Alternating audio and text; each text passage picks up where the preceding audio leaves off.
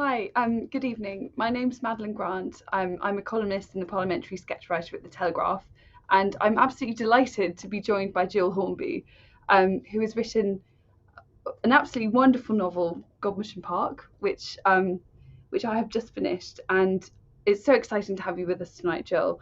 Um, I suppose to get things started. I mean, I would describe myself as a bit of an Austen lunatic, and I whizzed through your novel. I read it in, I don't know, I just couldn't put it down. So I read it in about 24 hours. And one of the things that really stuck out to me in a big way was the fact that there were so many little Easter eggs for people who love Jane Austen. There were so many references to the books and allusions. And it really felt to me that it had been written by somebody who loved Jane Austen and the world. And I guess my first question would be, where did your love of Jane Austen come from and why her? Well, it's been around really for a very long time. It started when I was a teenager and the novels came into my life. And I obviously, like everybody else, I loved them from the get-go. But then she as a person came into my life much later. 27 years ago, we bought this house where I'm sitting and I was told there was a Jane Austen connection. And in fact, it's a Cassandra Austen connection, but the vicar who lived here was the best friend of the Austen father. And so all the children had grown up together and been best friends. And then Cassandra got engaged to the second son, and it was perfect because who doesn't want their best friends, kids, your children to marry the children of your best friends? It's like wonderful. And then tragedy intervened. And when I heard that, and I thought about she had her first Christmas, Cassandra Austen, away from her family at this house here, staying with her future in-laws. And then in January, she had before dawn to say goodbye to her fiancé as he left in a pony and trap and went out of the village. And she never saw him again. And she rather haunted me from that moment. Then I was just oddly, about 10 years after that, asked to write a biography of Jane for children. And the rather annoying thing about writing a short book is you have to know everything that you need to know for a long book. But the good thing about Jane is there isn't that much to know. So I started with the extant letters that we have, the 161 from Jane to Cassandra. And like Jane, who adored her elder sister, Cassandra, I became very, very obsessed with Cassandra because Jane didn't put up with fools or idiots or bores. I mean, she was really, really tough company. And Cassandra, she thought, was a wonder. There's one letter that begins, "Your account of the ball last night had me in stitches. You really are the funniest comic writer of your age." So that's quite important. And then she won't buy a hat without asking, because what Cassandra's opinion. And then towards the end, when Jane's ill, it becomes this incredibly touching dependence. And then, so clearly, Cassandra was a very good egg because Jane thought so. And then I read the memoirs of the rest of the family, in which Jane is just an absolute, the funniest, wittiest, most joyful person you'll ever meet. And Cassandra was a boring, dry old stick, and it was a hell going to visit her once Jane had gone. So they didn't like her. And the biographers hate her because she burnt all the letters. And I became Yeah. very furious on Cassandra's account. And then from there, I just became very buried in these sisters and this family. And the more it goes on, it's such a big family, such a fascinating family. And of course, the family and the novels are the same. She didn't base anything on reality in particular, but her world was the world of her novels, and you can't really separate the two. Um, so No. I think that's really where I've been living for quite a long time now. And I get the impression that you don't really want to come out of that world. I mean, why would we? But No, people no, always I'm have a very, very problem happy there. I understand it better than the contemporary world, actually. with well, actually, before the cameras started rolling, you and I were chatting about lockdown and how, well, I certainly found it really reinvigorated my connection with Jane Austen because I suddenly realised that living in a world where options are limited and things like the weather become hugely determinative of what you can do. It suddenly gave Yes. me this massive. It made me appreciate Jane Austen even more than I had already. That actually you can Yes, it was greatly interesting enjoy because I life was within your writing. limited frame. I was writing Godmersham Park during lockdown. So really the similarities were, no travel. You only saw your neighbours. If something happened in your village, it was huge news. You were terribly worried about your own and everybody's health all the time, which was the Georgian existence, because of course a cold could carry you off at any minute. And also you just talked about food all the time. All anyone ever said in lockdown was, "What's for dinner?" And all anyone ever said in Georgian times was, "What's for dinner?" So it was very much that sort of constricted world that they had to inhabit. Yes, absolutely. And you were saying earlier about how the biographers seem to have a problem with Cassandra, which they have mostly because Cassandra has stood in the way of what they're attempting to do, which is to find out more about Jane. So they see her as a kind of obstacle. Um, but was it not? I mean, the fact that in Godmersham Park you not only does Jane appear as a character, but you recreate her letters. Does this not feel, I don't know, incredibly daunting? The ultimate sacred cow. It's almost like trying to ventriloquize Shakespeare. Well, I mean, Yeah. I thought what you did was incredible, and to me, it read exactly as how I would have imagined Jane to interact with people. But was that not terrifying when you embarked on this journey? Yes, absolutely terrifying. It was like writing a novel about God or something, because she's very, she is quite, she has the same gig going on, Jane Austen, as God does. Because Cassandra's left us so little evidence, we don't have much left of her. Um, Therefore, people can present upon this hazy figure whatever they want it to be. People seem to think she's Lizzie Bennet. I don't think she was Lizzie Bennet. There's absolutely no evidence for that at all. She'd love to have been Lizzie Bennet, but she wasn't. But she is quite this hazy person. But I think reading between the lines, especially the letters, I was so daunted at the beginning. I mean, when I sat down to write Miss Austen, I really, really wanted to make it a novel about Cassandra and not for it to be about Jane all the time. So I kept putting off her entrance because I was so Yes, actually terrified of making her say anything. But which you do also and in then Godmersham I Park. just thought, Jane well, doesn't. nobody will ever read this book. I hadn't been commissioned to write it. So I thought, well, I'll just write it. Someone will say this is a load of rubbish, and then nothing will ever happen to it. So I'll just have fun. And that was very liberating to be able to do that. And then she did start saying things. I couldn't shut her up actually, and of course she then turns up and takes over everything whenever she comes along. But I was very helped.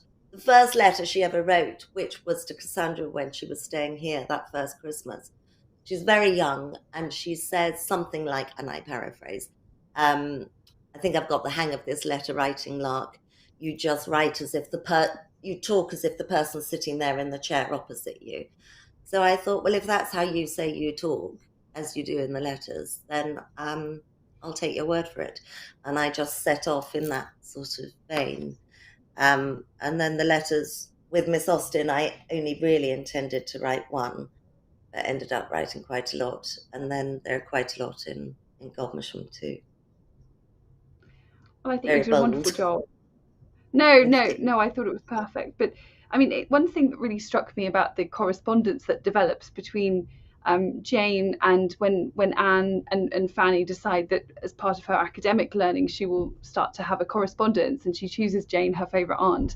And the letters start flowing back and forth between them. It was one of the first areas in the novel where one really felt very aware of the power dynamic that exists, where Jane, Cassandra, and their mother are, by dint of good luck, I suppose, their brother has been elevated to this extraordinary position, and then they are still where they ever were in the kind of I guess comfortable middle class, or sometimes quite precarious actually. But Uncomfortable they're middle class. uncomfortable, yes, Exactly. Middle class. And they're having to kind of sing for their supper in a way. And I really felt that that came across in the letters between Jane and Fanny, where Jane is almost having to be so entertaining to kind of keep the interest going and to fulfill her role as the kind of fun aunt, when she Yeah. lacks perhaps another role that would give her a meaning in life. Yes. It's so interesting because there were two girls in this family and there were six boys. One of the boys, one of the brothers had a disability and lived away from the family. The other brothers, so they all came from exactly the same background, the same socioeconomic everything.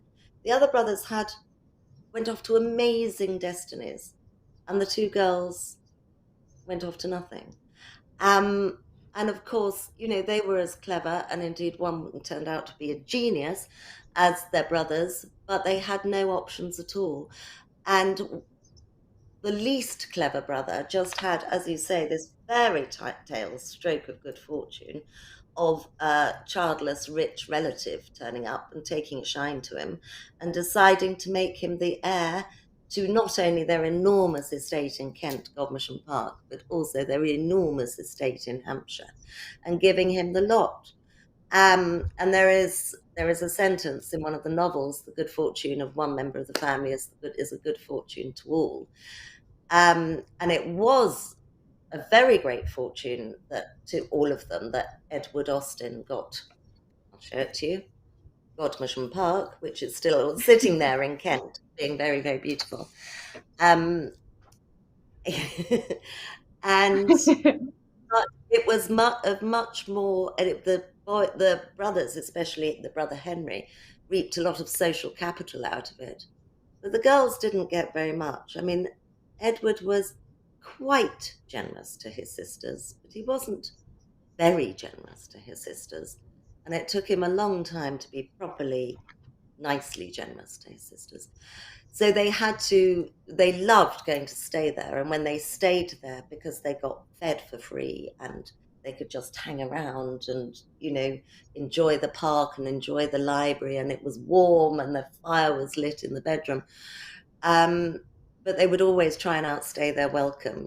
Somebody would have a cold or something, or hope that one of the children got ill so that they need nursing, or just something to stretch it out a bit before they went back to their very shabby rented accommodation.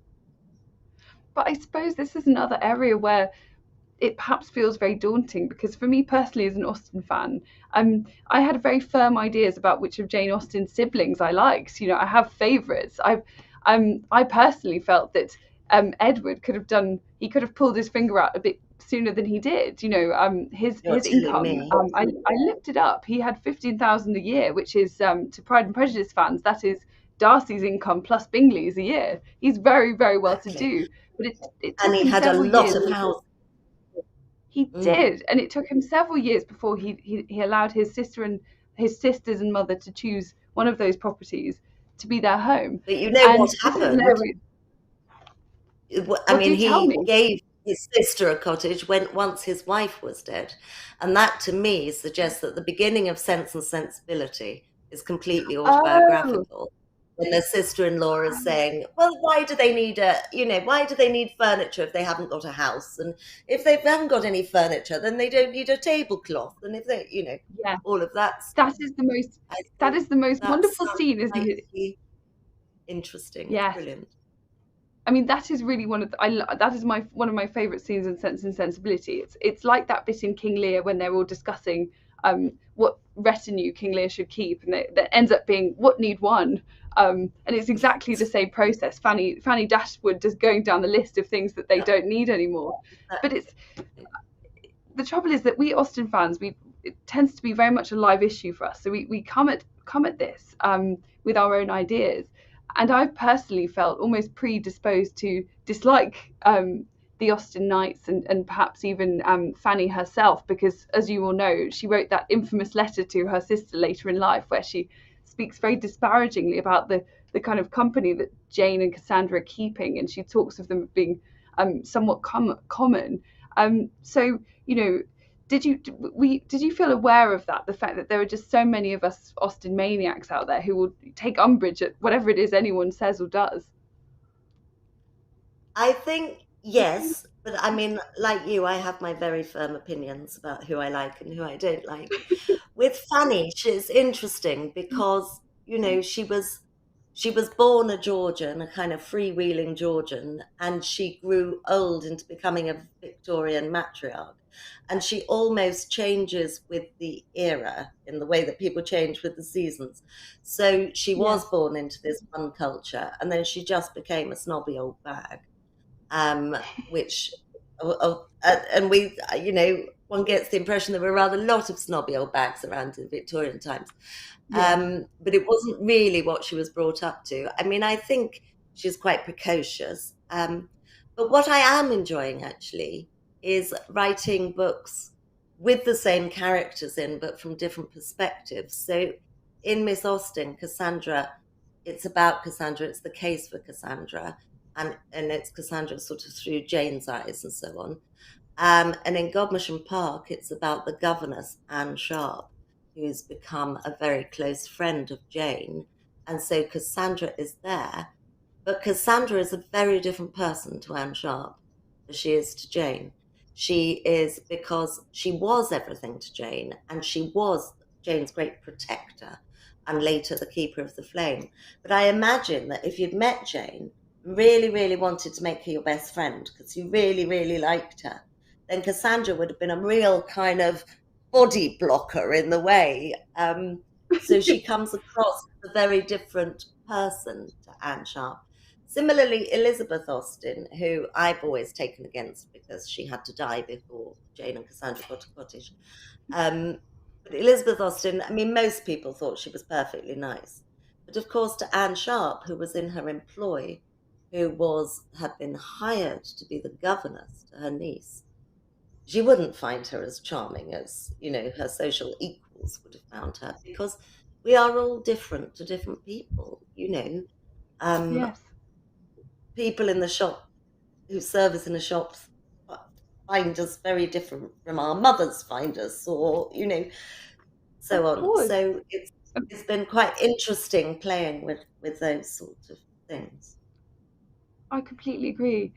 I mean, working as I do, mostly writing about politics, I often notice that people behave very differently to people who are above them in the food chain, and people who are below them, and 'twas ever thus. But I mean, Absolutely. the figure of Anne Sharp is a really fascinating one. I mean, I thought of myself as, quite an Austen fan, but I knew very little about Anne Sharp before I read your book. And I wondered, how much of what you write in Godmersham Park is things that you have researched about her, and how much is it you filling in the blanks in what we know of the historical record? Well, we know And in fact, absolutely nothing of we know I was nothing going of to her at all. And yeah, I was going to say till actually, it till might the be day worth she just turns up on the yes, doorstep. She turns up on the doorstep, age 31. It's a January night. She's dressed in mourning. So we know some sort of tragedy has precipitated her arrival. But we know nothing of that. So I've made up the backstory. And her backstory that has brought her to the governor's position is a kind of potpourri of why women did become governesses in those days, which I've sort of researched. And there's a lot of, basically, the basic kind of line is it's always because some bloke has let you down, your father, your brother, or your suitor, or your useless husband. Something has led you into having to do that. So that's all it invented. From then, the 2 years, she turns up in January 1804 on the 1804 on the doorstep and of Godmersham Park, and she is summarily dismissed in January 1806. Those 2 years are completely documented, rather annoyingly, actually, because if I was just writing a novel about a governess turning up one night and then getting the boot at dawn 2 years later, I could have had a wonderful time inventing all sorts of stuff. But I couldn't, because at the Christmas just before Anne arrived, Fanny's mother gave her a little pocketbook. Said, "You're about to turn 13. You It's time you started taking a record of your daily engagements and what happens and so on." And Fanny did. So it's just a tiny little pocketbook like that. But she she diligently, for she was a diligent young miss, sat down and wrote Le Mange for tea, fishing party this afternoon.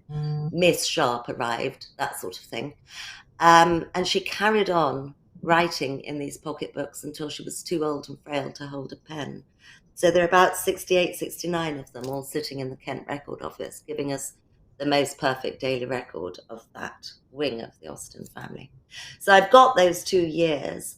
And then after she left, she kept in touch with Jane. And Jane wrote in letters to Cassandra that she'd heard from Anne. Poor thing, she was born to struggle with evil. And I've had quite the letter from Anne this morning and things. And then the last letter that Jane wrote ever was to Anne.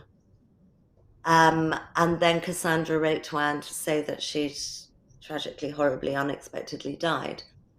And then we can follow her because she became a governess to a Lady Pilkington. But from there, she ended up running her own girls' school in Liverpool. And she had an obituary in, I think it's the Liverpool Echo, but something like that. And then there's the most wonderful woman who sadly died as I was writing this, called Deirdre Leflay, who was sort of invented Austen scholarship, Austen biography scholarship, and knew everything about everything. And just before she died, the last, she sent me an email 2 weeks before she died saying, "I've just found Anne Sharp's will." She was amazing. She was so generous with everything. And there was Anne's will, and you can tell so much from a will.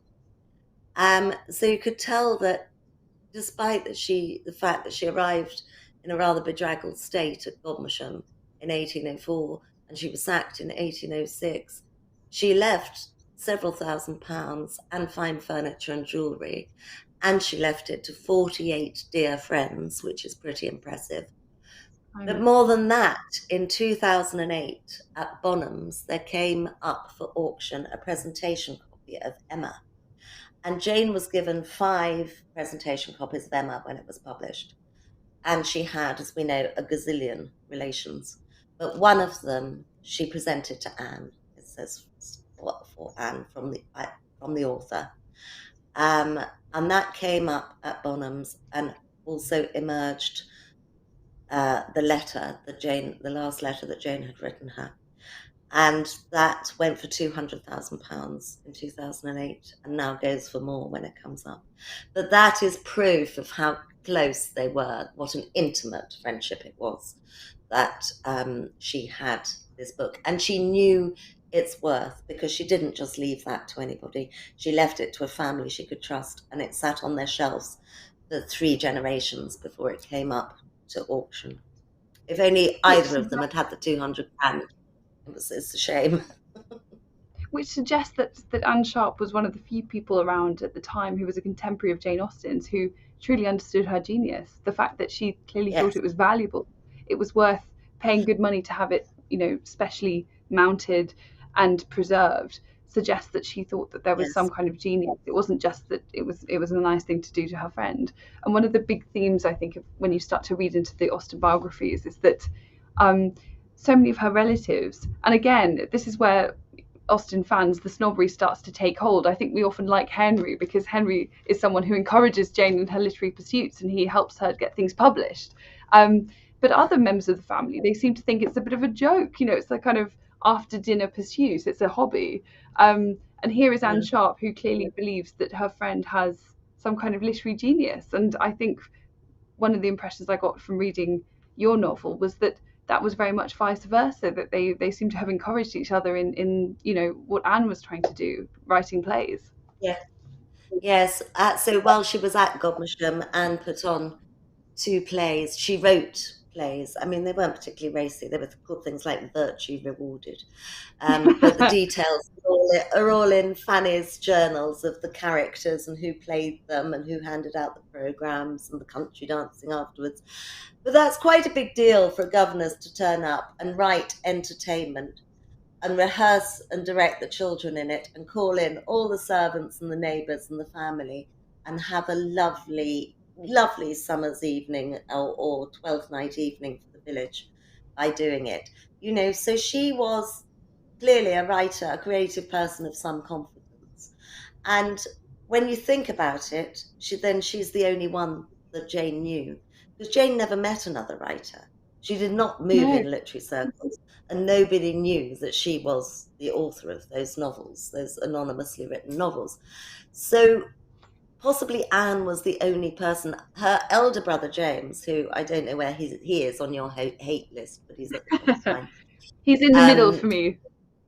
It thought he was the literary top dog of the lot and wrote execrable poetry, which his execrable wife has taken great care to be preserved for generations, and which I quote in Miss Austen.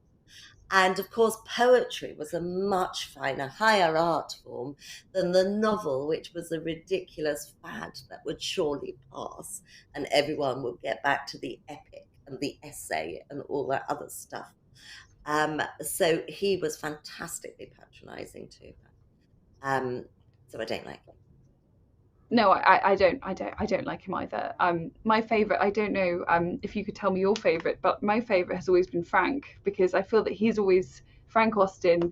I'm not sure actually the order, you will know this, but he tends to go above and beyond the things that the brothers can do. So there's a point at which, when their father dies, they all commit a certain amount of money per year, and Frank gives obviously what is the absolute maximum amount per year for the security of his sisters and mother. And Edward gives, what he can spare, and I've always rather resented that. Edward actually gives the same as Frank, and Frank is a kind of trainee in the Navy, and Edward is Edward with all these. But the other thing in Frank's favour is when they all ended up sharing a house in Southampton, he fringed all the curtains himself.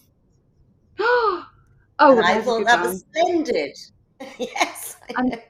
Again, I might be wrong on this, but I seem to remember reading that, in Mansfield Park, when Fanny Price is given an Amber Cross by her brother, who's away on the Navy, I think that's based on a real life gift that Yes, was from Frank to it Jane. is. Is that right?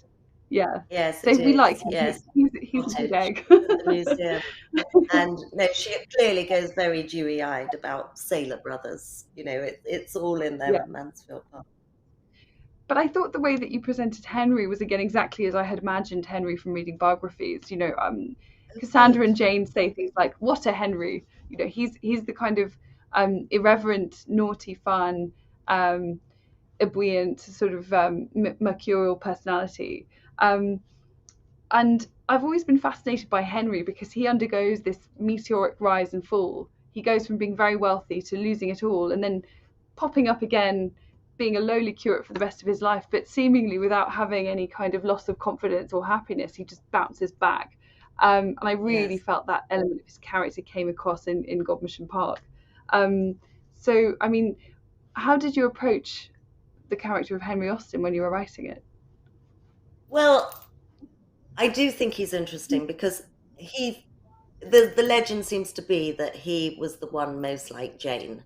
They were the most similar in sort of wit and quickness. George Austen, the father, always thought he was the genius until it sort of eventually became apparent that Jane was a genius. But he was incredibly gifted, and he was one of those characters that you do find in literature who there's one in Dance to the Music of Time, I think is he called Stringer, who can do anything. He's so talented and everything's so on his side. He's good looking, charming, everyone loves him, incredibly capable, incredibly bright, brilliant at jokes, strides about, super confident, and somehow gets into the world and is so spoilt for choice. He blows it. He never quite actually applies himself to anything and flitters about and then just sort of collapses. And there is a lot of that in Henry, but at no point does his spirit sink, as well. Even when he loses the whole family, rather a lot of money, he seems to go Yeah. whistling off into the sunset like David Cameron after the referendum.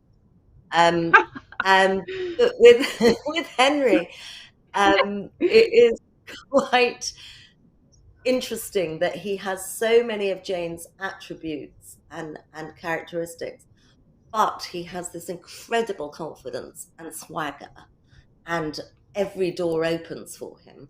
But he's from the same background, and the only difference really between them is that he's a boy and she's a girl. They're both born sort of similarly blessed, but he can just plunge out into the world, take his pick of it. And she becomes more and more sort of awkward and unconfident and poor and battered about by life. So in the book, in Godmersham Park, I try to sort of stress this, that they are really sort of twins with different destinies, almost, in a way. Yeah. I And feel Anne that Clark if he was feels alive today, Henry, he'd be in PR, he'd have his own PR agency. they Or reminded he'd me a be tiny dealing bit with of Kim Kardashian's next wedding or something like that.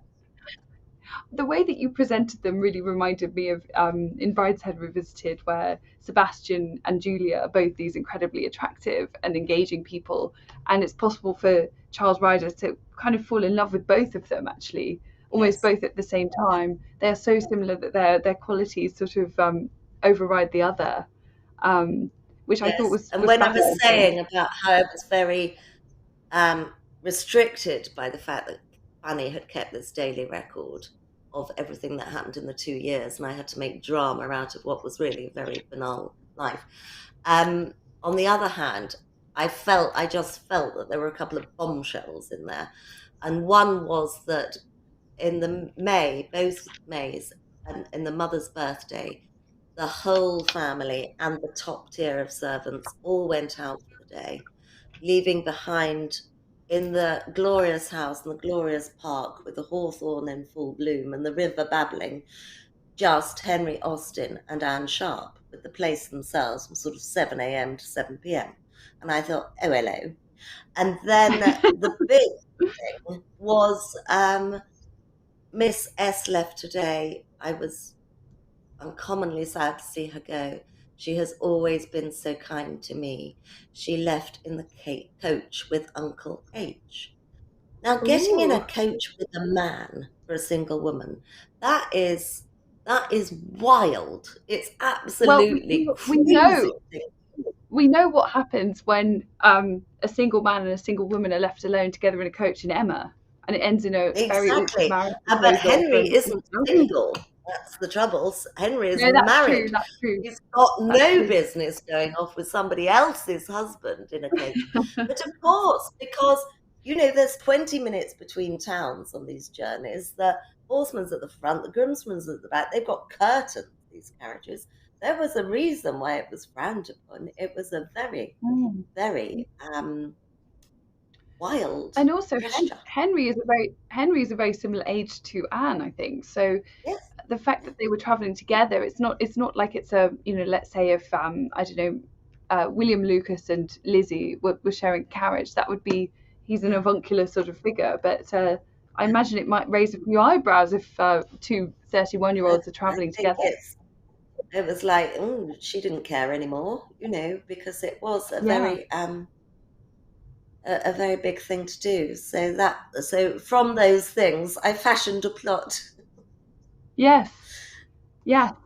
And of course, one of the recurring things in Godmersham Park is these awful headaches that Anne keeps getting, that have consistent ill health, which I haven't read Fanny's diaries, so I don't know. But is that something that she mentions? Is that a recurring theme of her Yes, diaries? it is, and the hideous operation that I won't go into now is described there, and they continue to bedevil her. And then suddenly, clearly, they went when she was in her 40s, and she then went off onto this prosperous life. But if you were a governess, being a governess, which is really a big bulk of the book, it was just such a precarious position to be in. And there were lots of things you couldn't do. You couldn't attract a gentleman's eye, which clearly she did. You couldn't become too close to the children. You mustn't usurp the mother, but you mustn't be hated by the children. And you mustn't get ill. That you No. really, nobody wanted a sick governess.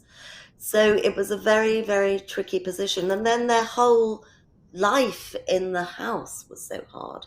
Because in Godmersham, from Fanny's journals, I've managed to count, I think, 90 as the staff, household staff of 19 named staff, who would have eaten together in the servants' hall every evening. And it would have been a very convivial, and they would have known each other very well. They'd be aunts and nieces, and they'd all come from the same villages, so on and so forth. And then there was family, and there were 8 children when Anne arrived, and went on to being 9, and then endless visiting relatives. And then the governess in between. The servants didn't like the governess because she had airs and graces, and the family would sometimes admit the governess into their family circle, and sometimes, no, this is family time. And in the middle, she had to sort of melt into corridor walls and hide in the attic. But she also had to be gracious and elegant enough to have into the drawing room if you did want her around when guests were there. And yet you had to be so broke as to skivvy for these people, £35 a year. So it was tricky. It's funny because plays and drama is such a big theme of your novel, and Anne, as you mentioned, put on plays, wrote plays, and was clearly a very talented woman in that respect. But almost the role of the governess requires constant acting. You can never be. Yeah. You have to be clever enough that you're seen as competent. But if you're too clever, then there's the danger that as they say, a little learning is a dangerous thing. You can't exhibit too much of that stuff, and you can't be seen to be stealing the limelight away. It's No, they wanted somebody clever, but they didn't want to make that clever person to make their daughters too clever, because then nobody would marry them.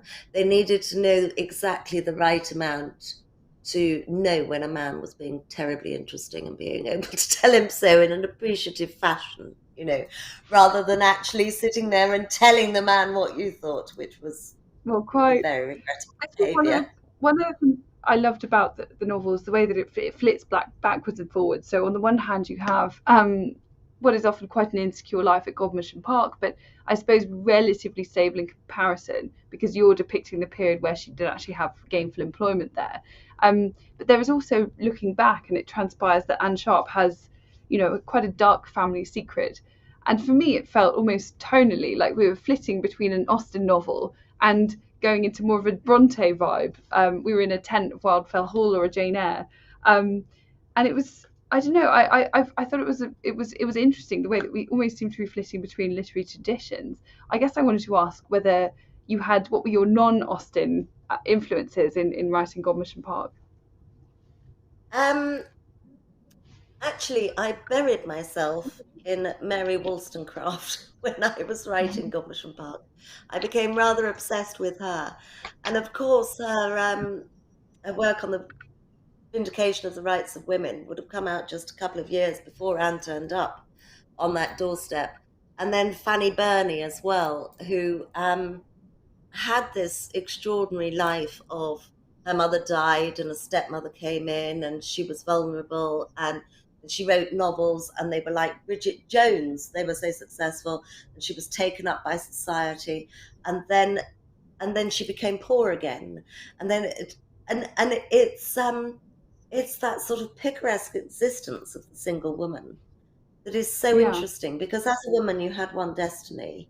You got married and you hoped it worked out all right. And if you didn't get married, and I'm always reading the statistic, and I never believe it, but I'm always reading it, that 30% of women in the Georgian era did get married, 70% didn't, because there was a war on and all the rest of it. And if you didn't get married, you had to navigate your own journey. And people always feel sorry for and say, indeed, the old spinster, they felt terribly sorry for Cassandra, the old spinster in Chawton. And it seems to me, looking from here, that if you look at the concept of the old spinster in Georgian England, then they're amazing, because they've made it to old age, because there's so many reasons why you wouldn't be able to, because life is just this obstacle course all the way through. And you've made it through to being a spinster in comfortable old age. Wow. Well, Because, quite. and of course, happily married women mostly didn't make it through because Well, like Elizabeth, they die in childbirth. they all died in childbirth. The right age to get married is 17, 18. You get married 17, 18, you're in for 20 pregnancies. You'll cop it with one of those pregnancies. Then there's Yeah, another wave of marriages and Frank, your favourite, married Martha because his wife died on, I think, the 8th or 9th, and the children were apparently horrendous, frightfully spoilt and very badly behaved. And he thought, oh God, now what am I going to do? Who's going to look after these? And he went to Cassandra and said, right, would you like to come and live with me and bring up these orphans? And she said, no, get lost. I've done all that. And so then he married Martha, their old best friend. So now, what is your view of Martha? Because she's always struck me. Again, I should not pick favourites, but she always struck me as being a bit of a Klingon sort of character. I'm not really sure what she contributed to the Austens, but you may take a different view. Well, a lot of cooking. She did run the kitchen, so there was that. Perhaps I'm being too harsh on her. Well, Jane didn't have many friends, and she had no friends apart from Anne, independently of Cassandra. So I think Martha was very, very sweet and very, very unlucky, like Jane was. Her sisters were much luckier. One of them married the vicar here, and the other one married James Austen, and then made Jane and Cassandra's lives a misery from then on. So I think there would have been a kinship in a sort of misfortune. And then they had a couple of other friends who were also sisters who they saw. But really, Anne was her only independent friend. I think Martha's fine. Yeah. I think probably if she had had more about her, they might not have wanted to live with her because she would have been more difficult company, perhaps. Yes, that's true. She might not have put up with being a supplicant. I suppose to move it beyond the world of Austen a little, we've moved on quite far from the time in which the years after Jane Austen died, in which her novels were, although they achieved some modest success during her lifetime, they were pretty much forgotten for the intervening period. And now I wonder if we've almost gone too far the other way, when barely a year goes by and we don't get some new Jane Austen adaptation. There was that big blockbuster Emma a couple of years ago. Now there's this Persuasion that I'm too scared to watch because it looks terrible. It has modern language. And do you feel that, have we reached peak Austenmania, do you think, or is there more to come? Well, I hope not. on a personal level, I very much hope not. I think we could slow up with the adaptations, although, very few of them are perfect. I think Emma Thompson's Sense and Sensibility is perfect, and there would never be a reason to ever remake that ever. But I think they can keep trying with Persuasion, but obviously this one is a beat turkey. I mean, I haven't watched it, so I shouldn't say that. I'm too scared. But I think the 1995 basic rules. There are just basic rules, and you either keep the bonnets and keep the language, or you lose the bonnets and you lose the language. But you can't keep the bonnets and make them talk like, Estuary Girls or whatever they've done. Completely. And then also, the reason she is so adaptable, the reason Clueless is so brilliant, for example, people haven't changed, and her basic morals haven't changed. So her morals aren't about sort of gay sex or sex before marriage or anything. Her morals are snobbery is vile, nobody likes a big head, that those are her morals. Gossip gets you into trouble, and those haven't changed either. Those are all still universal. So you obey those, you respect those, and that's fine. And the language, there is a middle way between Austen's. Of course, her books are like best behavior writing, and you don't have to do an adaptation that is completely sort of, and that isn't how they spoke anyway. But there is a kind of middle way, translation of it that Emma Thompson did so brilliantly. Yes. Or you can just go full California like they did with Clueless, and that works just as well. But they've also seemed to have fiddled about with the plot tension in that Anne and Wentworth declare themselves or earlier or something, which is a huge mistake because the way Jane wrote was she wrote by day on a page and then she read it in the family circle in the evening. And the family circle was a very sophisticated literary audience. And from that, she learned if the laughs were coming at the right time, if the tension was right, if the romance was building, or if she'd shot it. It was like screen testing a movie. And that is Yeah. why I think her narrative structures are so perfect. I mean, the narrative structure of Emma is just simply Isn't it? genius. But that's how she was honing it in real time with an audience on the way through. So why, if you're adapting Persuasion, think, oh, I know, I'll completely screw up the romantic tension the way that old woman's got it, and I'll do it my Oh, way. I mean, it's ridiculous. I couldn't agree more. Now, I think I should start to ask you some of the questions from that people have sent in because we've had a number. I think I'll start with a question from Donald, who says, how do you get yourself into the period so accurately and thrillingly? And how long did it take you to complete the book?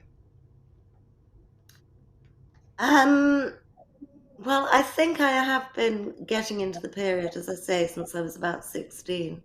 The novels are an incredibly good Bible for everything historical, I think, to do with that period. She's so specific and particular. We know that she never makes a mistake about any kind of social nuance. So that's very useful. And then the letters and everything that I've managed to get my Yeah. hands on. Um, and just use of the imagination, I think, because we read, you know, we read a letter saying Elizabeth's having her 10th baby, but then you think of it from the family's point of view, and every pregnancy must have just been terrifying for the family. It's like having a son in the Gulf War. You know, if you know your wife is having her 11th baby, the odds have been shortening all that way through. And so it's that sort of thing of just not sort of looking at the facts, I think, but trying to empathize with what those facts actually felt like. And there was another, oh, how long did it take? Well, I wrote the first draft quite quickly, but then it was a disaster. It sort of fell off a cliff 3/4 of the way through. So I suppose probably I had that horrible spring lockdown, which was, that no, not the first one, the second one that was so rubbish, that was cold and horrible. Oh, yeah. I did it in that, and I'd done the first draft by May, and then I revisited it in sort of September, and it was about another 6 weeks, I suppose. It was the ending that bedeviled me with that one. Laura asks, I suppose we were talking about Jane Austen coming from a literary sort of family where people could read each other's work. Laura asks, do you, your brother and husband, ask each other to read each of your drafts? And are you competitive? I don't think competitive. I think we all expect each other to read each other's books, because to not do so would be a bit rude. But Yeah. because he's in the house, my first reader, and I am my husband's first reader. But we don't read it aloud in the family circle, I'll tell you that.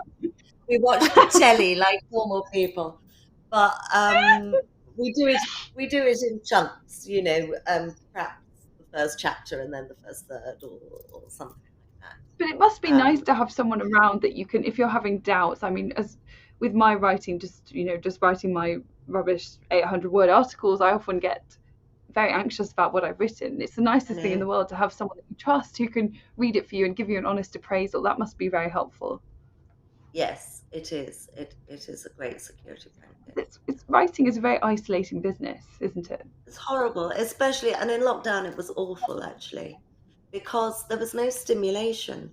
I mean, I like, even though I'm now writing historical novels, I find going to the nail bar and listening to the hen party up the, at the other end of the nail bar, that is stimulating. That there's kind of, there's stuff in there. There's It's life, material. isn't it? It's life. Yeah, there is. It's life and it's interaction and the things you overhear on trains and so on. I spend my whole time earwigging wherever I go, and having that taken away from me was rather desperate. I felt very short of inspiration, really. Well, now I have a question from Anon. And in the spirit of Virginia Woolf, I'm going to assume that Anonymous was a woman. As a massive fan, I was really excited to see that Miss Austen will be made into a TV series. Can you tell us more? And do you think that Godmersham Park will be adapted too? Yes, Miss Austen is being made by a wonderful producer called Christine Langan, who used to run BBC Films. And the hope is, although nothing is certain in that business, that it will be a 4-hour miniseries.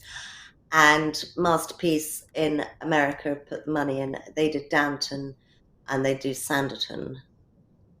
Oh, blimey. Anyway. Yeah, I know. I hate Terrible. terrible. I won't slag it off because they're giving money to Miss Austen. And Godmersham Park, I think there is a hope that might then happen if Miss Austen gets to the starting gate. Because with Godmersham Park, I mean, my favourite programme when I was a teenager was Upstairs, Downstairs, which I thought was a work of absolute genius, and which Downton Abbey is, of course, just a rip-off of. But with Godmersham Park, this could be series 1 with Anne Sharp, and then it goes on, because, there were Edward and Elizabeth Austen. She was one of 11. He was one of 8. They had 11 children. Those 11 children went on to have 11 children. I mean, it's a village of Austens and the dramas and so on that go on afterwards are just extraordinary. You don't need to make anything up at all, really. I've always found it quite interesting, actually, and it occurred to me again when I was reading Godmersham Park that the governesses in the world of Jane Austen, actually, I think we have basically 2 governesses that we meet. One of whom is an abortive governess, it's Jane Fairfax, who never actually gets to that point because Frank Churchill proposes to her and she is saved from that life. And the other is Mrs. Weston in Emma, and she lives very comfortably. And it's kind of interesting to me that, given the fact that she had ready access to a dear friend with experiences that seem to be far more precarious, that she nevertheless chose to stick to these more safe and stable stories. I mean, why do you think that was? I think in the Watsons, her fragments, she flirted with it, and I think she found it too depressing. One of the Watsons says they're all in sort of jeopardy, like the girls always are at the beginning of Austen novels, and one of the girls says, "I would rather die than teach." And clearly she's destined to teach, and then Jane really doesn't want it to be that miserable and doesn't write it. I think with Mrs. Weston in Emma, I feel that Anne gave her that idea, because when Anne was governessing later to this Lady Pilkington, she had some sort of spare single brother, and Jane wrote to Cassandra, "Oh, please, Sir Edward, come to your senses and marry our Anne. I can't think of anything nicer." And so, in a way, I think with Mrs. Weston, she was giving Anne her happy ending, that it might have been. But I think actually Anne Sharp I can make the case for Anne Sharp being the inspiration for Fanny Price, because Fanny Price has that in-between position. She's of the family, but she's not of the family. She's treated like a servant, but she's not a servant. And then the private theatricals and the big house, and they play speculation in Mansfield Park, and they play speculation in Godmersham Park. Because I can be very dim. I was about a third of the way through when I realised this book was basically Mansfield Park in so many, that there were so many echoes. And that's when I thought, well, I better call it Godmersham Park. I didn't have a title before then. I can be very slow on the update.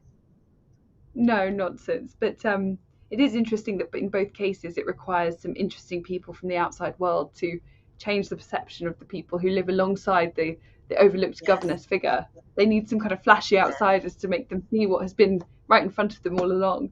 I have another yeah. question from an anon, which is, oh, this is a good question. Who's your favourite Jane Austen character? Or is that a bit like Sophie's choice? Oh, oh, well, I want everybody to remove every performance you've ever seen from your mind. And I would say Mrs. Bennet, who is the heroine, as far as I'm concerned, of Pride and Prejudice. There's that feckless, lazy husband sitting in the study doing absolutely nothing about anything. There's this catastrophe of 5 daughters and an entailed property and nothing to inherit. And she's tearing her hair out. And then she is victorious. And I really don't. Jane Austen said herself that she felt she'd made Pride and Prejudice too light and bright and sparkling. And we take it as this romantic comedy in which we know there's just going to be all these happy endings and there's lots of jokes. And Mr. Bennet has got 2 of the greatest lines in literature and is always played by somebody really twinkly. So everybody thinks he's wonderful. But of course, he's an absolute waste of space. And he is so irresponsible and he does nothing for those girls. And Yeah. I know Mrs. Bennet can trifle on the side of the hysteria, but her heart is in the right place and she politically sees that her girls are in absolute jeopardy and she will do anything to get them out. So I think she's heroic. Such an interesting point. I love this revisionist take on Mrs. Bennet. I feel that I've been overtaken by Alison Steadman and I haven't even given that serious thought, but you're damn right. And you know what? Jane does get ill and she does stay at Netherfield Park and it helps her case. It helps her case. Yeah, and she does get it. Catch It's Miss such Bingley. a So That's absolutely. a good point. And of course, we never come to see what are the consequences of Mr. Bennet's fecklessness, because firstly, Darcy bails out Lydia, but the girls are safely married at the point the novel ends. But if he had not taken precautions, we could be ending up at the beginning of Sense and Sensibility, where they're being carted off to stay on the benevolence of some relatives or Well, whatever. I'm not Really. sure they'd even have that, I mean, that is the point. The point is you don't get married and you're a genteel young lady. Well, governess was the next best thing, and it was terrible. Oh my The one God. below governess was companion to an elderly lady, which was hell. And the one below that was prostitution. I did an event with a Regency historian the other day. The London population of prostitutes was 70,000. There were a lot of well-to-do women in there, as well as 8-year-old girls and all the rest of it. What do you think Lydia Bennet was going to be, a governess? No, she was going to end up on the streets. She was really, really in trouble. And as I say, Jane has polished it up too much because they're in a very serious situation. They don't have a penny. No, I mean, the gardeners might help them out as much as they could, but as you say, it's not as 5 of sustainable. They them. wouldn't be able to settle annuities on all of the Bennet girls if they hadn't No, married well. no, and No. you didn't marry well without a dowry. Well, I like this in another of my favourite pieces from, I guess I would call it the world of Austen without being entirely based on the canon, is the TV series Lost in Austen, which I think is terrific. And in that they have because Jane and Bingley are never allowed to fall in love because Bingley falls in love with another character. And then in that world, Jane decides to do the honourable thing and she marries Mr. Collins. And that's probably quite a realistic outcome, that someone in Jane's I position, think that's were it what not would have for. happened. Yeah, That's yeah, what would have happened. completely agree. And I think if Mr. Collins had asked Jane to marry him in real life, she would have had to have done, but she didn't even get Yeah. Mr. Collins. And Well, if she had married him, she wouldn't have had time to write more than a letter. So her singleton status was absolutely essential to the future of English literature. So thank God for that. Well, we're almost up coming to the end of our time, and I think I just want to ask one more question. I suppose, okay, so I've got 2 questions here which are quite similar. One of which is, why do you think Jane Austen is so timeless? And the other is, what would you say to the people who say that Jane's Jane Austen's novels are boring and dated? Well, they're the The same case for question, Jane aren't they? Austen now. Yeah. Because what she wrote about, the reason she's timeless is that she wrote about the domestic. And the reason rather dim people think they're boring is because they think the domestic is boring and it isn't actually 99% of our lives, which it is. And so Walter Scott wrote about what he called the big bow wow, and none of us read him anymore. And she wrote about what it's like to have a mother, what it's like to have a father, what it's like to have a sister and a brother, and what it's like to fall in love. Well, none of those things have changed for any of us. And to say that those are, you can say that that's not as interesting as who is prime minister or who we're at war with, but in fact, it is all that matters to each of us ourselves. I was very struck. I was thinking of it the other day when I seeing those weddings in Ukraine, in bomb-shattered Yeah. cathedrals with people dressed up to the nines. They're living their important moment in the middle of another important moment, which is not as important to them as that. And she understood that. Well, Jill, thank you so much. It's been such a pleasure to speak to you, and I cannot recommend Godmersham Park highly enough. I really thoroughly recommend it to everyone else. And I guess I just wanted to ask you if, before we finish this conversation, if there's anything else you'd like to say or raise. But thank you so much. No, thank you. I've had a lovely time. It's so nice to speak to somebody who understands the world.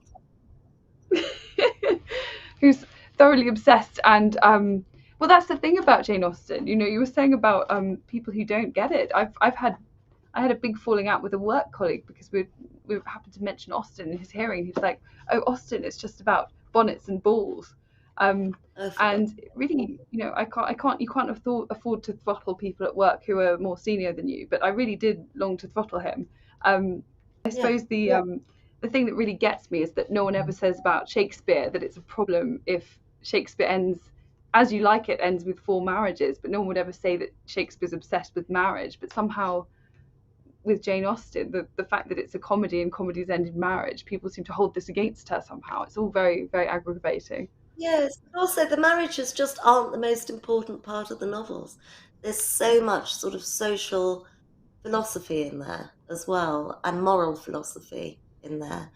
And the weddings, she wasn't stupid. She knew the virtue of a commercial ending. But it's what she does on the journey there. People are so dim, aren't they? Saying nothing happens, honestly. I think non-Austen fans are very, very dim indeed. Thank you so much, Jill. It's been a real, real pleasure. Thank you. Great fun.